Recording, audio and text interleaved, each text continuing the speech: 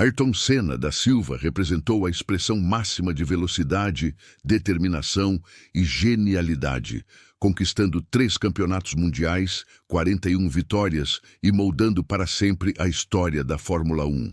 Porém, numa tarde de maio de 1994, na curva Tamburello do circuito de Imola, Itália, aquele que dominou todas as pistas foi encontrado sem vida dentro de sua Williams.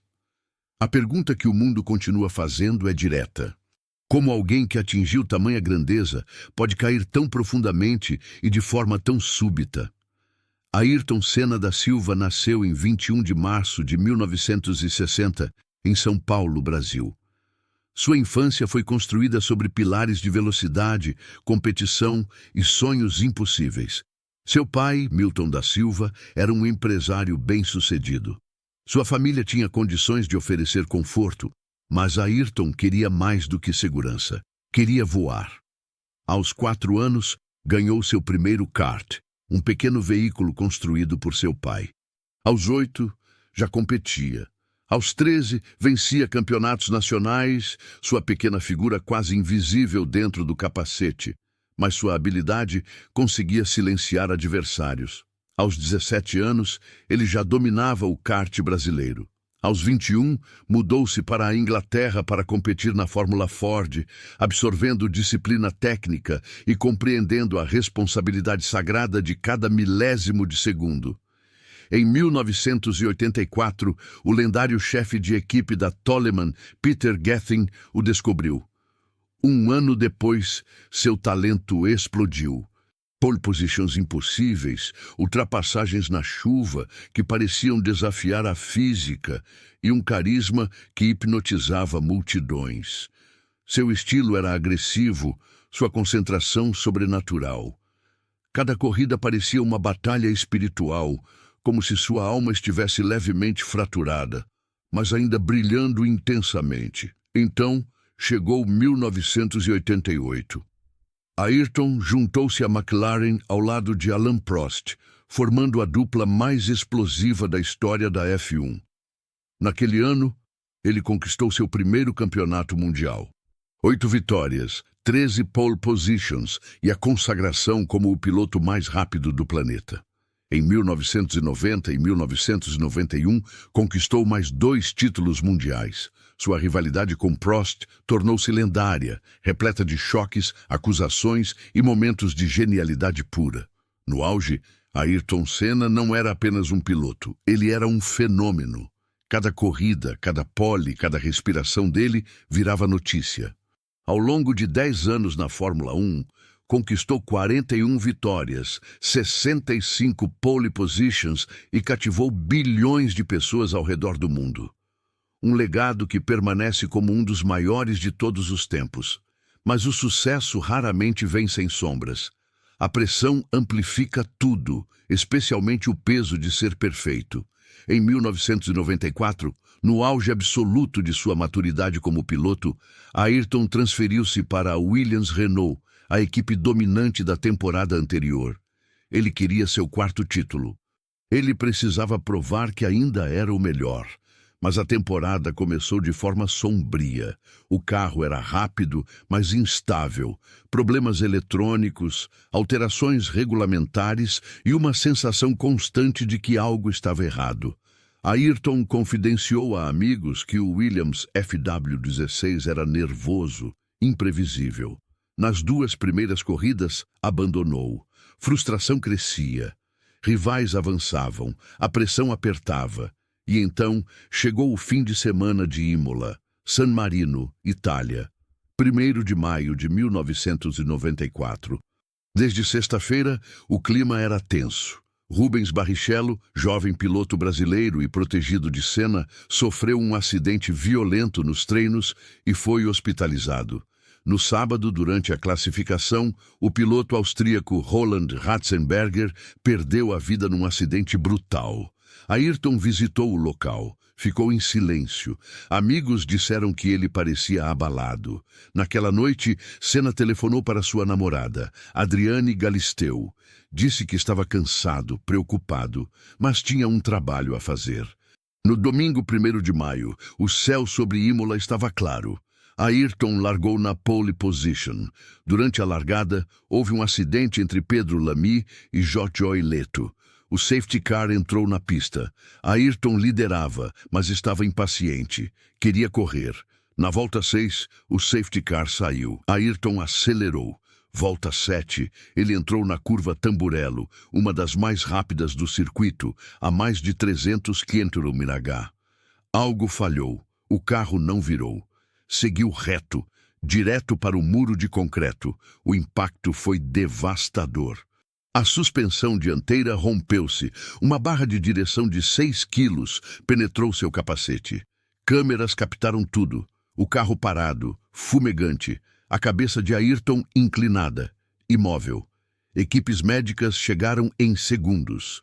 Sid Watkins, médico-chefe da F1 e amigo pessoal de Ayrton, correu até o cockpit. Ele segurou a cabeça de Senna, verificou sinais vitais. Disse depois: "Percebi imediatamente que era grave." O capacete estava rachado. Sangue escorria. Ayrton ainda respirava, mas fracamente. Seus olhos estavam abertos, mas vazios. Um helicóptero o transportou para o Hospital Maggiore di Bologna. Médicos tentaram de tudo: cirurgia de emergência, reanimação, transfusões. Mas às 18h40, horário local, Ayrton Senna da Silva foi declarado morto. 34 anos. O mundo parou. Transmissões foram interrompidas. Milhões de pessoas ao redor do planeta choraram simultaneamente. No Brasil, o país entrou em luto nacional. 3 dias de silêncio, bandeiras a meio mastro, multidões nas ruas. A Fórmula 1 perdera não apenas um campeão, mas sua alma. O Instituto de Medicina Legal de Bolonha assumiu a custódia do corpo. A autópsia número 1994-376 começou na manhã seguinte. Dentro do laboratório estéril, médicos legistas documentaram cada detalhe. Altura 1,65, peso 68 quilos, olhos castanhos ainda parcialmente abertos. Não havia sinais de doenças pré-existentes, nenhuma substância ilícita no sangue. Mas os achados traumáticos contavam uma história brutal. Seu crânio apresentava múltiplas fraturas. A autópsia revelou que a barra de suspensão penetrou a viseira do capacete e atingiu a testa, causando dano cerebral catastrófico. Fragmentos ósseos foram encontrados dentro da massa encefálica. Hemorragia craniana maciça. Médicos concluíram que a morte foi quase instantânea. Além disso, seu tórax apresentava hematomas profundos causados pelo impacto contra os cintos de segurança. Costelas fraturadas. Pulmões contundidos. O corpo havia sido submetido a uma desaceleração brutal, de mais de 300 km/h para zero em frações de segundo.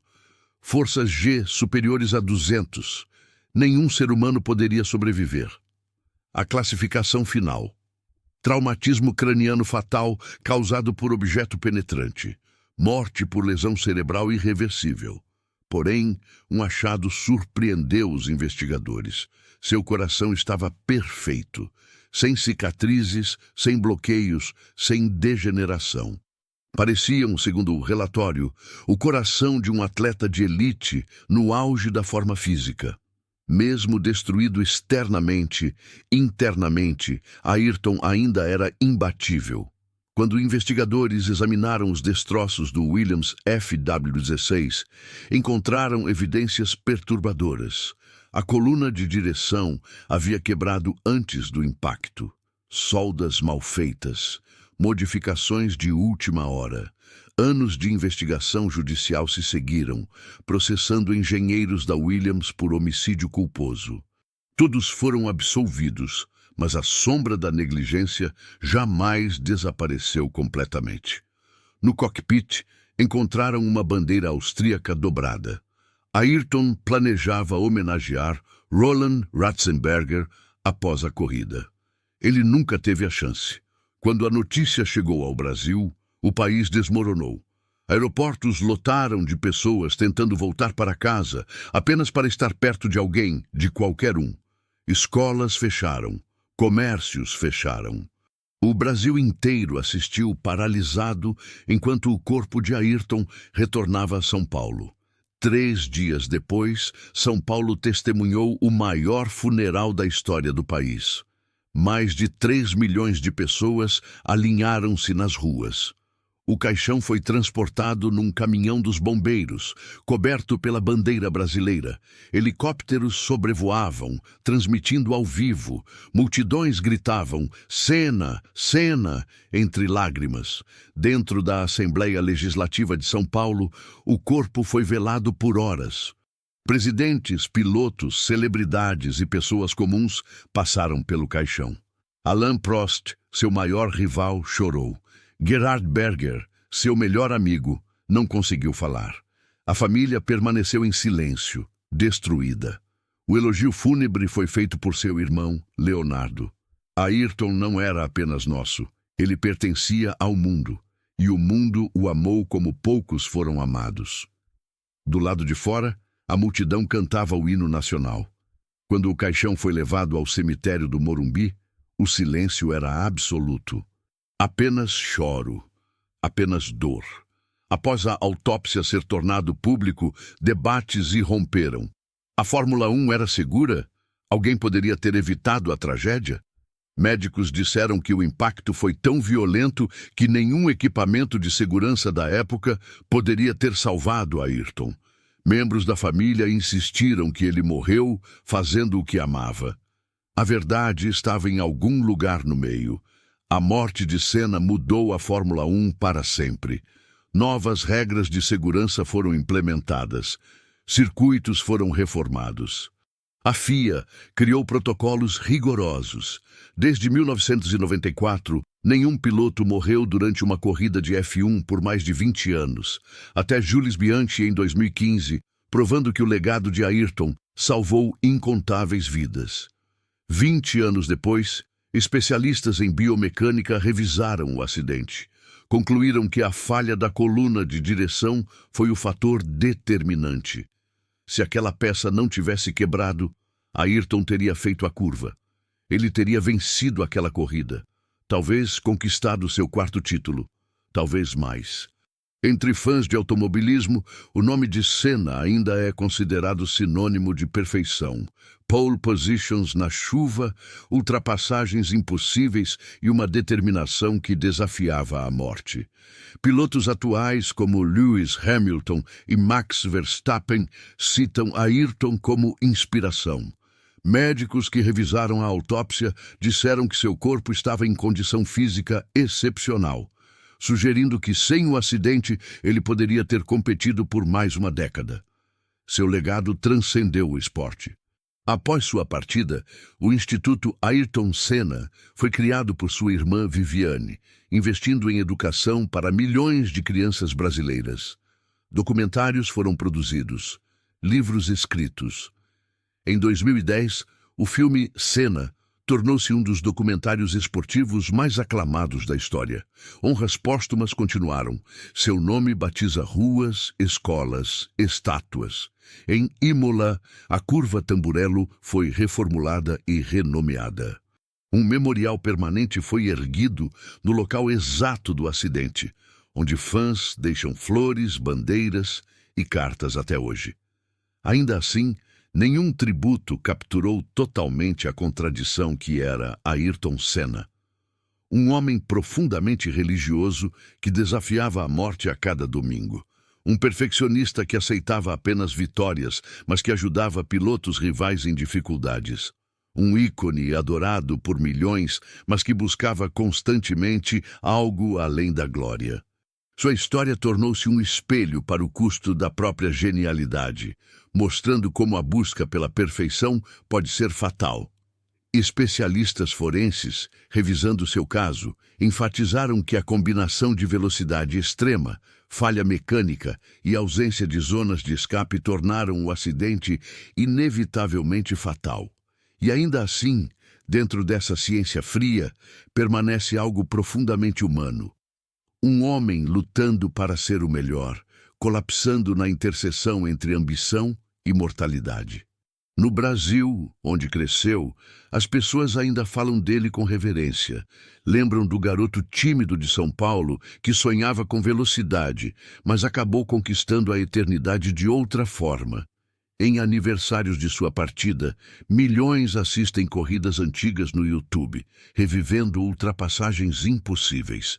Alguém sempre toca o hino brasileiro e lágrimas caem novamente. A morte de Ayrton Senna foi classificada como acidente, mas quando se olha de perto, nada em sua história parece acidental.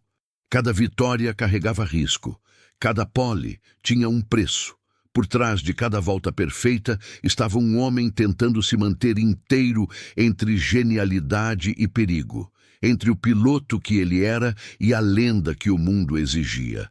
Sua vida foi velocidade, sua queda foi instantânea. E em algum lugar no meio está a verdade sobre o que significa ser imortal apenas enquanto se está vivo. Porque no final, até a luz mais rápida não pode fugir de seu próprio destino. Se a história de Ayrton Senna te emocionou, deixa seu like e se inscreve no canal. Me conta nos comentários, qual foi a lembrança mais forte que você tem do Senna?